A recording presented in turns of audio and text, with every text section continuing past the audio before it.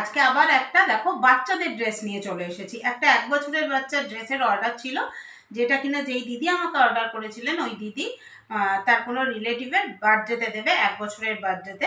তো সেই ড্রেসটা সুতো দিয়ে বানিয়েছি, পুরোটাই সামার ড্রেস। এই দেখো, এই হচ্ছে টপটা। টপের মধ্যে 5খানা ফুল আছে, দেখতে পাচ্ছ। আর হাতটা, এটা পেছনটা কিন্তু এরকম দড়ি বাঁধা সিস্টেম করেছি, যাতে বেশ বড় হলেও পরতে পারে। দড়ির শেষে ঝুলছে লটকন। এই দেখো, দেখে নাও আরেকবার। এই যে, আর এর সাথে যে স্কার্টটা আছে, আমি বেশ একটু বড় করেই করেছি। এই হচ্ছে স্কার্টটা। স্কার্টেও 5খানা ফুল আছে। সামনে এই দেখো লটকন দিয়ে দড়ি দিয়ে দিয়েছি, আর সাইডটা এরকমভাবে একটু কাটা আছে। এটা হচ্ছে জাস্ট স্টাইল। এই হচ্ছে স্কার্টটা। তাহলে আমাদের ড্রেসটা কি হলো? এই স্কার্ট আমার গায়ে ফেলে রাখি, আর এই হচ্ছে তার টপ।